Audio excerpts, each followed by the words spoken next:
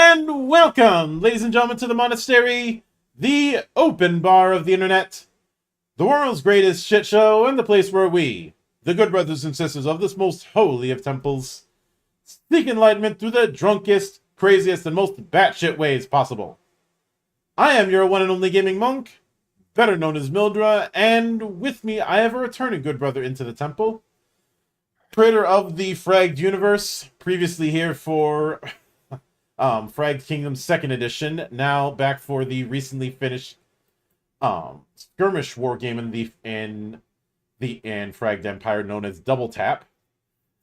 The one and only Wade Dyer. How you doing today, man? G'day, man. I am thoroughly exhausted. We just finished up PAX Oz convention this last weekend, but I'm slowly recovering. Yep. Now, originally, I was going to do this interview during the campaign, but when I saw how many days were in it and I saw what I was doing those next few days, I realized there was no way I could squeeze that in. And then I gave you a few days to pick from, and you had suggested the second one, so there's that too. But I do want to give my congrats, since you're asking for 1,000 Australian for this project, and you raised 5,566 Australian. I kind of wish there was 100 more so you could cement your continued status as an internet supervillain. Yeah, I'm pretty happy with how this one went. This was one of my smaller projects. I like to do these smaller projects in between my big, massive, large projects as a little bit of a palate cleanser, a little bit of a chance for me to try something new. And this was my first non-RPG game that I put out there, like little 1 week long crowdfund to get out there. And I've already sent the orders off to the factory, so hopefully they'll be delivering to people not too far away. Yep. Now, Double Tap is a skirmish war game, and I would say it's more analogous to the likes of, say, Necromunda, for instance, in terms of scale. Maybe even Kill Team, though I only played Kill Team like once. Would that be accurate as far as the kind of scale you're going for, of more of a squad-based war game as opposed to the big ol' armies or even small army kind of war games? Yeah. So it's the default is on like a 3 foot by 3 foot square map with roughly 8 units per side. Although there is some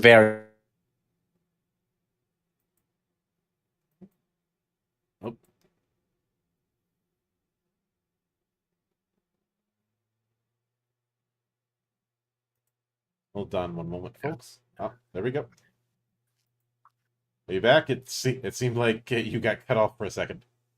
Yeah, we seem to disappear from each other. That's right, we're back. Yep. So you had left off about saying that it's a 3 foot by 3 foot kind of setup with usually around a army of 8, but there's always going to be exceptions. Especially when which is understandable, since much like a lot of miniature war games, this is still operating on a point system. Yeah. Now, I usually start with the humble beginnings in that regard, as you're well aware. So, what was your first introduction to skirmish style war games? Oh man, so I mean, I grew up doing the Warhammer line of stuff, but a lot of my, I mean, because Fragged Empire, my RPG is quite tactical in terms of its combat there, and I've always liked squad-based sort of games, be them digital or physical. But I'm a big fan of, like, for example, Malifaux is great. Moonstone is like that sort of cute fantasy game. I think that's quite cool. I don't really jump into like Necromunda and some of the Games Workshop skirmish games, but like Infinity is also a big influence for me in there too. I can. Although that's significantly more complicated than my game. Yeah, Infinity is more war game, though it's one that the funniest thing ever when it comes to Infinity is seeing people who are only know say Warhammer 40K and try and do Infinity and get tabled because they try and do the same tactics in a game that doesn't work for those tactics. They try to do the open chars and then they get filled full of holes and they don't know why. Yeah. Um, did you ever play Confrontation? No, I didn't. If that was a interesting beast. It could be played full army style, but most of the time that I played it, I never did. Oh, same with Mutant Chronicles during its FFG era. Oh, yep. Uh, and there's been a few more, and I suppose I could also bring up the whole lance formation setup in BattleTech, though I'd hesitate to call BattleTech a simple affair. Yeah, BattleTech and Infinity, I think, are particularly well known for their, we'll say, rule density, breadth, and depth. Mm-hmm. Yeah. But I do remember that there was also Bladestorm, which was a kind of attempt to convert Rollmaster into a skirmish war game. Oh, okay. Um, it for its first edition was kind of its second edition I think did a much better job and had a much better presentation in my opinion. And See, surprisingly I really quite like. Oh, sorry. I was going to say I quite like War Machine. That's a bit of an older one there. oh But I love me some Warma Hordes. mm, I especially enjoyed the fact that Warma Hordes, which I have to call it that because the more monster part of it with hordes, was very upfront about the fact of what kind of game it was with that infamous page 7 thing that some people got on a fainting couch about. The game's not for wusses. You are meant to be playing aggressively. oh man, that's back in the day. That one, yeah. Yeah, I remember people getting on a fainting couch. I'm like, at least they're upfront about it. Like I at that point I was completely done with the very turtley style of play I was seeing a lot of people do, where everybody just waiting for somebody to make the first mistake, which leads to matches going on way longer than they should. And it's not like I had some ADD brain or something like that. It's more of this is a war game, not a grand strategy game. We if you want the whole long patient affair, Twilight Imperium is that way. Yep, yep. Yeah, I think the getting the tempo of a miniature game right is really important. Like you got to, it's like how aggressive are you? Is this game intended to be played? How thoughtful and slow is it supposed to be played? And everyone's going to have their different take on how of which of what they like. Yeah, and I think it's good for a game to really know what it is and really just okay. Well, I'm catering for people who like this type of tempo of game. Yeah. Mm-hmm. Now, one thing that Double Tap is doing that I found interesting was the way you're having placement of unit cards and upgrade cards be a lot more important than I see in other games, where the fact that you have it that there's different benefits it's giving depending on whether the upgrade is to the left or right, and being able to burn an upgrade if the situation calls for it. Yeah, so each unit's got a card, and your upgrades also got cards, and you put those down in front of you. And then the general idea is that most upgrades will grant a particular benefit to the left, and then a particular benefit to the right card. And so that's kind of that feels intuitive, and people kind of get that. But the slightly deeper thing is that it's actually a way of me also controlling stacking.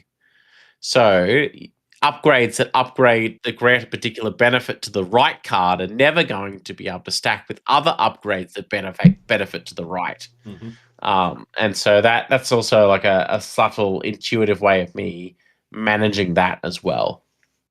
I suppose it's also a way of managing min maxing, since it's not just raw points.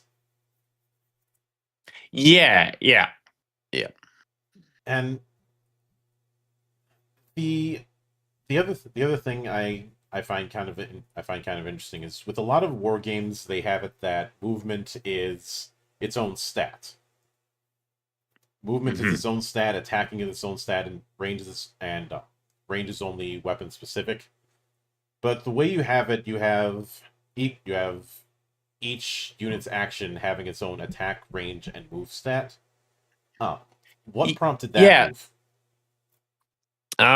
So the way that works is that pretty much 99% of units have two actions, and Mm-hmm. each of those actions have particular offensive ability, like your range and the number of attack dice you roll, but then also a move value, and then sometimes a special rule attached to that action as well, like move an ally or like something like that. Mm-hmm. Um, so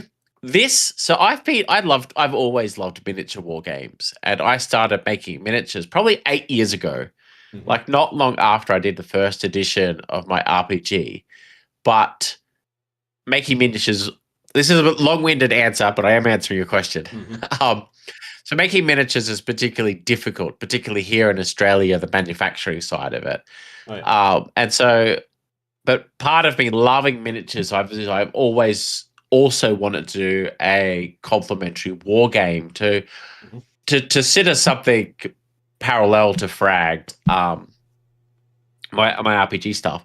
And I've actually fully created this double tap is actually the third fully created war game that I've made. And when I say fully made, I mean I made all of the rules, typed them up, made the cards, designed everything, play tested it. But then I get to the end, and I sort of kind of thought I could get to a point, and I say, okay, it's not quite fun enough. It's not quite what I want it to be. The manufacturing problem is not quite there, so it never really became a product. But something that I did is that in each of these different versions of my game, I would often carry the bits that I found the most fun and the most interesting into the next version. And that actions with their own move value, with their own distinctive move value, I always found particularly fun Mm-hmm. as it and because movement's quite important in the game, you'll get some actions like, maybe not great offensive value, but then a good move value, and then, that sort of dynamic there. And I just found it created really a much more interesting sort of way of interacting with units and an interesting way of adding additional depth without adding additional rules, Mm-hmm. you know? So, for example, I've got there's a character, there's a couple of characters I got, and one of them particularly he has a melee attack which is ridiculously high damage, but it's got a tiny move value to it. And so what this means is that action then becomes more like a counter melee action, a way of countering enemy melee guys who might charge him, deal some damage. Then as soon as his go, he's gonna one shot them. Mm-hmm. But he can't really initiate with it. But then I got to create that sort of interesting dynamic without adding extra rules, like extra stats or anything like that, or actually special things. It's just because of the way I've set up the values. Yeah. Mm-hmm. Yeah, I can get that. And speaking of that, when we had talked about Frag the first time, we admit there was that discussion about lethality, which is most definitely the case in in Frag Empire proper, as well as all of its um, other parts of that family. And it looks like the main way you're doing that particular lethality with double tap is that it is all about offense. Oh, that's an interesting. What? Can you flesh that question out a little bit more so I sort of understand where you're coming from? Yeah, because what I mainly saw is that I didn't see any when I look at the core rules. I didn't see anything to the extent of uh, a kind of base defensive role or anything like that. It's all about doing straight up attack rolls. Yeah, yeah. So the reason I've done that, so the way that it works Mhm. in the game is um I want you to have the minimum number of rolls. Like I was really, really careful about like there's no re-rolling in this game. Um and part of this is because I wanted a really clean rule system that is sharp and snappy and keeps your attention on the miniatures on the table, not thinking about some meta game in terms of adding rerolls and I attack you with my offensive value and then you do a defensive roll.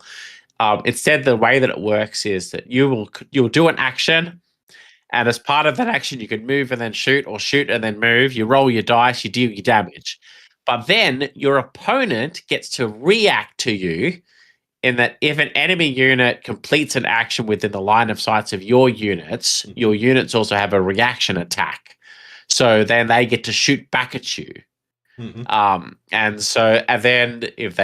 then if they roll the damage, then they just apply it, and that's it. Next turn. Like so, you're only getting 2 rolls per activation in the game, Mm-hmm. which also helps to control game duration and it keeps things moving forward. I have grown to really dislike the war game slash we'll just call it miniature games. Mm-hmm. The miniature game thing with like so many rolls. Like I roll this many dice, and then I get to re-roll these ones, and then you get to do a counter armor save, and then I'm like, but then you get to re-roll your armor saves, and I'm just like, oh, but then my second armor save. I'm like, oh my goodness, why is there so many? Um, and I dislike that a lot. Yeah. Yeah. Oh, Yeah. It's a personal taste. I'm not digging on people who do like that sort of stuff. I get it. There's sort of some ways. I hate to keep picking on Warhammer with this, but I can't stop myself either because you have the attack save, then you have the wound save, then you have the invuln save, then you have a dozen or so different effects that also might need rerolls. Oh, I know. Yeah. Look, working on Games Workshop, like I think their miniatures are amazing. They are the best in the world. Their miniatures. Their lore is also it's great. Their lore is great. and I will note that's not even getting into the fact that in order to see if you hit, you have to consult a full chart, which They've gotten a little better with that these days than what they were back in my day with their armor save charts and their what happened to your shaken and penetrating hits on tanks, and they got a little better on that, but I still dislike the amount of re-rolls and layers of rolling that they do.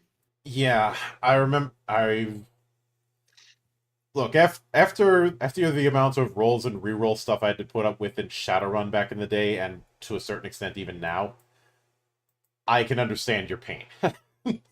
Yeah, yeah. Oh. And it's not that I actually dislike re-rolls. So, for example, I use re-rolls in my RPG quite a bit, actually. But that's because I'm trying to, in an RPG, trying to create these really focused points of super intent, or a sort of intentional intensity and drama, and the as you go up and down, with your individual character. Oh yeah. And you're looking at your character sheet while you're playing. It's not the sort of feel that I like in my miniature games. But that's personal taste, and yeah. And given the fact that timing is based on activations, would it be fair to me to say that the setup you have with action economy is to tie into that to make sure that when you're activating a unit, you should make sure that you have at least some idea of what you plan on doing. Don't just activate a unit just because you can. Yeah, yeah. So the way the game works is that each player gets 20 activations. And at the end of that, the game stops hard. After both people have done 20 activations, that's it. Game ends. Whoever's got the most victory points, controlling the most objectives, wins. And so on your turn, when you activate, you can activate any unit, including the same one again and again. And part of this is I found that it did a few things. One, again, it helps that sort of game length control thing. The Mhm. other one is I think as you get better at the game, you increasingly realize how important every action that you take is. It adds weight to your choices. You can't just pass or sort of just do a non-act activation. Like that's granting your opponent benefit if you're wasting your activations. And it adds a sort of thoughtfulness to it where you're like, okay, I got this many actions. And at the start of the game, you feel like, oh, I got lots, blah, blah, blah. I'll just move things forward. But then once you get to about, activated 15, you're like, okay, I've got 5 left and then the game ends. Mhm. What can I do to sort of seize victory or yeah. Yeah. Now, when it comes to armies and when it comes to units, I realize that with this system you have a sort of loose approach when it comes to building your army. I'm just using army as a catch-all. Yeah. But each of but you already have a strong faction design just from the Frag universe, and I'd like to go into some of the groups that are involved with that and kind of get a feel for what units within that group have as far as a play style within double tap. Uh-huh. Yeah, so I have so the way the game's gone, like a 40 specialists, which are kind of like heroes with Mm-hmm. like 5 from each of my various species in the Mm-hmm. Fragged universe. Yep. And you can mix and match and take any combination of those that you want, but there is an advantage to concentrating on a faction. So the way that the game works, because I wanted to accommodate 2 different play styles. Like one is, hey, I am going this specific faction. Like I am going a Nephilim force, where I'm taking all Nephilim. So it's like really hyper themed. Mm-hmm. But then I also wanted to accommodate that classic ragtag band of misfits, which you would kind of get in an RPG to also be there, like in the game as well. Mm-hmm. And so the way that I've worked that out is if say you're going concentration on one faction, you might get the advantage called top dog. Mm-hmm. And you get that if you're the person with the most units from a single faction. And being top dog means that you get to select your board edge, who goes first, and so which is quite important. Like that's quite a big advantage. But the disadvantage obviously is, well, I'm selecting units from a smaller pool. The advantage that if you chop and change a bit from every faction, what have you, is you can sort of get increased synergy because you've got a larger pool of units that you're drawing upon to build your faction. I've also made henchmen generic, like a soldier henchman. There's no picture for that on the card. You can use whatever model and describe that as whatever you want. That could be like a Legion Merc, it could be a Nephilim monster, maybe a Palantor little drone, or like a Nephilim tentacle. I don't care. So you can theme that up however you want. Yeah, so that's kind of how that works. I've also got a certain styling for each of the factions as well. So like the Corp are really good at sort of leading from behind. Mm-hmm. They give a lot of other bonuses to your allies, granting them free movement or adding allies' reaction attacks to their attacks. So they always kind of want to be partnered up with other people. Mm-hmm. And then you got Kaltorans. Kaltorans fight dirty. They just a bunch of them just have special rules that just change things, and they really mix things up quite a lot and do some quite dirty tricks. So if you love sort of slightly annoying your opponent, Kaltorans are good for that. And I've got that kind of differing flavor from all of them. Like Zhao are very melee focused, and and Remnant are usually a little bit. They're like quite tough and durable. Um, Nephilim are like hyper specialized. So, each of their specialists are like really, really fantastic at a particular thing, but they're not good at all the other stuff. Mm-hmm. Yeah. I'd imagine Legion are kind of slow and tanky. Yeah, yeah. So Legion has extra health, but has less movement on theirs. Um, yeah. Mhm. Uh, and when you mentioned the idea of fighting dirty, what immediately came to mind is things like hit and run tactics or flanks or just finding ways to debuff, whether through abusing cover or just anything that could just annoy the hell out of someone. Maybe even setting up Oh, maybe even setting up e- remote even bombs. even worse than that, like, so there's like a watchdog guy who, like, anybody that he can like, allies, like any target that he can see, allies can trigger their reactions at the start of their activation or the end of their activation. Hmm. Or Grandma, who deals +1 damage to units without who haven't taken damage yet, Hmm. or Vagabond, who has exploding damage, where you roll your damage, and then for every 6 you roll, you can keep rolling more dice and stuff like that. Oh, good old exploding dice. Play Good those. old exploding dice, Yeah. yeah. Um, I I may have told you this before, but when I did run 40K, I ran an IG Salamander army that had Yep. Ushakar Creed because they hadn't patched that rule out because of the whole tactical genius thing. So what I would do is wait for somebody to start bringing out their heavy armor stuff, and then right as they're turning the corner, all of a sudden there's a Terminus pattern Land Raider showing up who's got all of the las cannons on. It's like, oh, that's a nice set of armor you got. It's a shame you don't have it anymore. Oh. I kind of view units because I got some that are quite simple and some are quite like a little bit more complicated. Mm-hmm. Um, one part of that is sort of acknowledging that people like different levels of rule density. Like, so I want to accommodate different play styles, but also, like, I know we're like, okay, just use Magic the Gathering as an Mm-hmm. example. You got the different sort of archetypes of players, and you got the aggressive player, the tricky player, Yeah. the defensive player, the cautious player, and stuff like that. Um, and I wanted to make sure that my game could also accommodate those different types of play styles.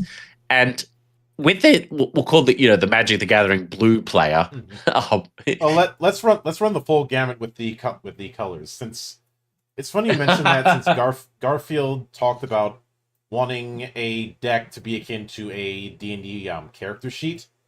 I'd say he yeah. overunderstood the assignment because there's more versatility in a deck than there is in some AD&D characters back in the day, but I digress. So let's say for the sake of sanity, we're just going with mono decks. Because going with 2 or 3 color decks for this would be a bit much. So let's say someone is mono red, which is usually the aggressive, hit first and keep hitting them until they Mm. stop moving kind of approach. What sort of what sort of factions would they lean into with double tap? I reckon you're probably looking at either the outcasts or also the outlaws, Mm-hmm. which is sort of a mixture of all different species, but taking all the criminal type characters. They are often quite high damage dealy, get in your face stuff. Twyfar also do that, like very damage dealy type team, Mm-hmm. quite aggressive. Yeah.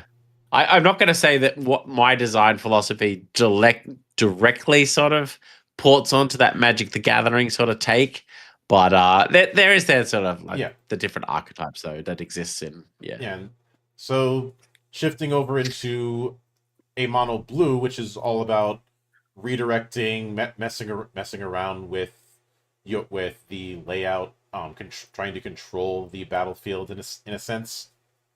What would be a good analog for that? I don't know if I'd say that any of my factions are specifically good at necessarily.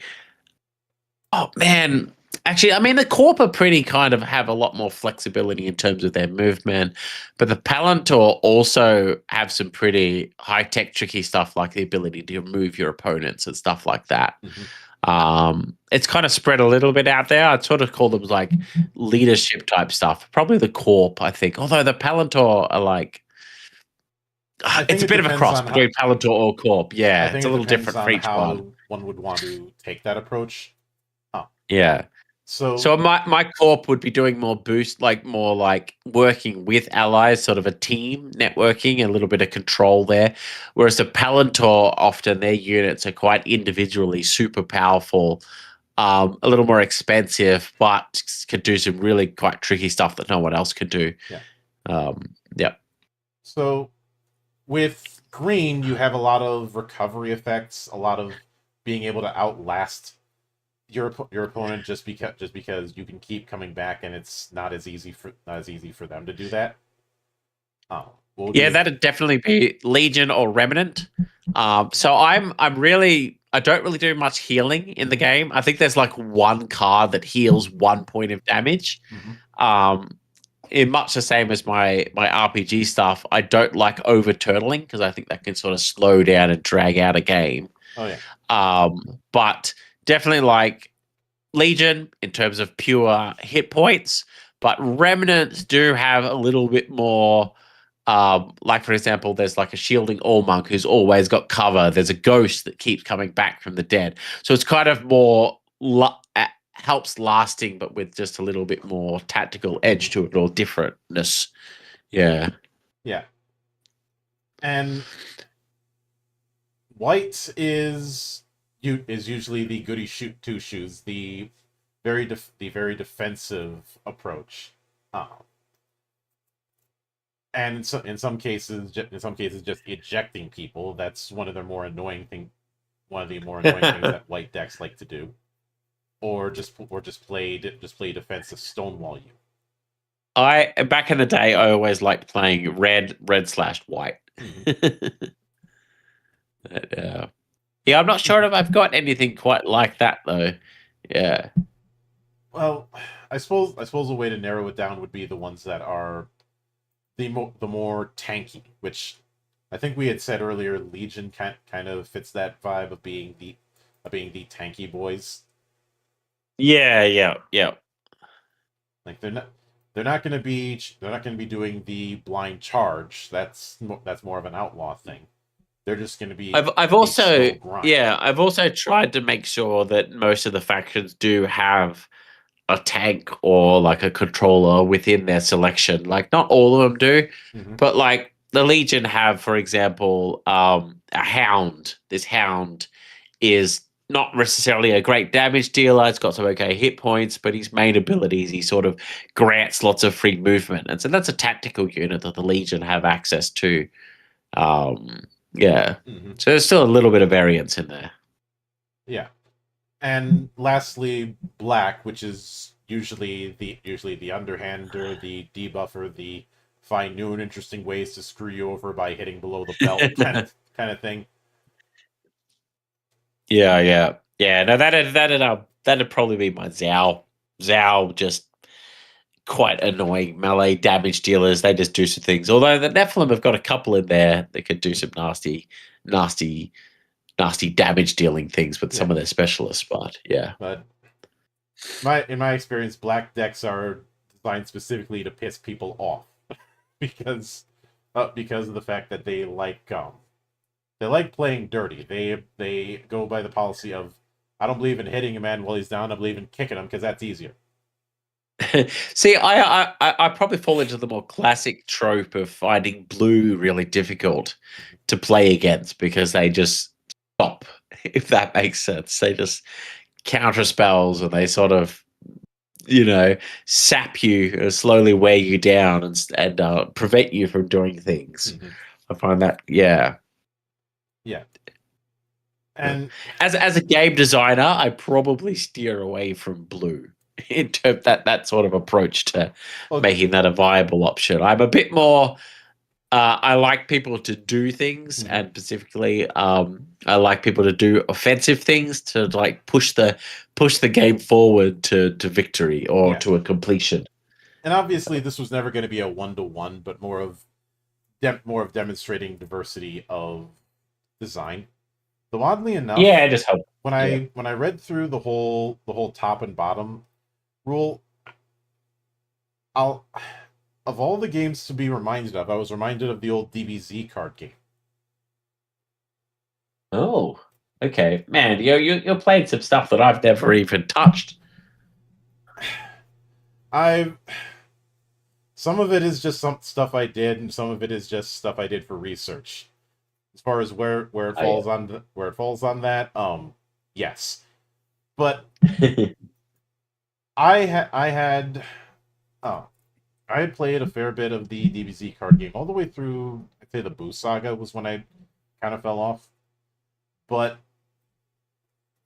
there are there's not really a color resource kind of thing. It's all based on power level, but there are certain styles with various cards, and if you have a deck that is specifically geared towards one style, whether it be red, blue, green, sand, or Namek, you Mm, can declare a Tokuiwaza, which yeah. gives you a lot of benefits, but only if you are exclusively using that style. Oh, that's interesting. Yeah, that is actually just a lot. I mean, mechanically very different to what I've done in terms of the top dog thing, but still thematically quite similar. Yeah. It's sort of the reward going deep into one thing, but then yeah, Mhm. but then you're giving up the flexibility of being able to take lots of different stuff. Yeah, and I do Yeah. see that balance of versatility and flexibility in some of the Japanese TTRPGs I've talked about, where you can be Mhm. hyper focused in one thing, and that's going to give you some advantages, but also some glaring disadvantages. And Yeah. And, and in games, I really love that flexibility in that I like, and this is any of my games that I've made. Like I love it when a player character in an RPG like has the option of going hyper focused or being an all rounder. And Mhm. I often find that all rounders are at an innate disadvantage. So I've always been quite eager to support the all rounder sort of build Yeah, approach. Yeah. I Although can that thing saying, if you go all in hard in one specific thing, as long as your team supports you, then it's great. But yeah. it's kind of like, well, I'm going a glass cannon where I can do huge amounts of damage, and then it's up to the tank and the healer to support my playstyle. That's a little. I get a little uncomfortable with that. I'm like, okay, well then, are they just there so you can look amazing? As Yeah. as odd as this may sound, I think a lot of game designers should look at um, arena style shooters when it comes to doing game balance, Uh because huh. because with a lot with a lot of arena style shooters, whether it be Quake or even games that are arena adjacent, like the original Halo trilogy, you Yeah. always have some sort of counter to what you could do. Uh huh. An example of this that I often bring up is there's a map in Halo 2 called Midship, and within that map is an infamous spot that's called Pink Tower. It's not the official name, but that's what the fan base calls it. It is a Yep. perfect spot for sniping, but it's also the smallest point on the map. So one good grenade launch and you're off that thing, and everybody knows Yep. it. Yep. Yeah, that idea of counterplay, and I think that's this. Oddly enough, I say this is less important in an RPG, Hmm. that counterplay idea, but in other games, specifically, like definitely with war games, incredibly so. Is you want there to be interesting counterplay. So, as the opponent does a thing against you or is doing a thing, Hmm. what can you do specifically in response to that choice that they've made? So for example, if your opponent is making a choice and you're making a choice irrespective of their choice, that's terrible. You Hmm. really want opponent made a choice, so therefore that affects my choices of what I'm going to do to counter that, and you want interesting counterplay. Um, and yeah, it takes time to sort of build that up, Yeah, like developing that counterplay. Yeah. and you had already made very clear the importance of cover and using the terrain around you, and it does. I do get the vibe that a lot of that carried over into the design of Double Tap. Uh-huh. Um, Basically, trying to just slug it out in the open isn't always the best idea. Yeah, yeah, and this is that part of that. You want the environment to be really interesting because the environment is kind of that the unofficial third player in a Hmm. game, Yeah, and then that can add that variance. Yeah. yeah, which I can certainly get. speaking as somebody who has done villainous things like put mines at the top of ladders in both war games and in shooters. So when someone's Yeah. climbing up a ladder, that the last thing they see is front toward enemy. One of my favorite plushies was one of those, like a little plushie with front towards friend. I thought that was pretty cute. It's cute, but it's on some level terrifying. Almost as terrifying as Yeah. the Claymore Roomba, which I have house ruled in the past. It is exactly what it sounds like. Oh, but now with that in mind, oh, I believe you're at the phase where you're going to be starting to do the print run pretty soon for Double Tap. Yeah, I've already paid my factory. I've sent the files off today, actually. And the plan is for the factory is actually going to send the cards direct to people. Mm-hmm. So I'm trying out a different sort of production approach. And then all of my miniatures, I'm doing the whole 3D printing route where people could buy the STLs or they'll be able to buy physical minis off me if they want. But yeah, but then if you want to use your own minis and the game is miniature agnostic, if you want, all war games are miniature agnostic if you believe. So I don't care. Like I just want people to have fun. I want to get it into people's hands, and yeah. I can certainly get that. But with that said, I do want to sincerely thank you for taking the time out of your schedule to come all the way to my monastery and enjoy the madness that happens around here.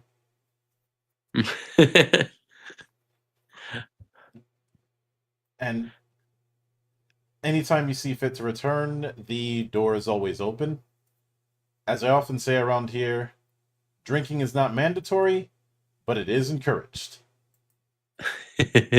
Thanks so much for taking the time to chat to me. And, of course, a sincere thanks goes out to everyone who took the time out of their schedule to come onto the show and enjoy the madness. And there will be plenty more where that came from, as there always is here, on the open bar of the internet. But until then, on behalf of the good brothers present and not present, my name is Mildra. I am your gaming monk. Stay fucking frosty, everybody.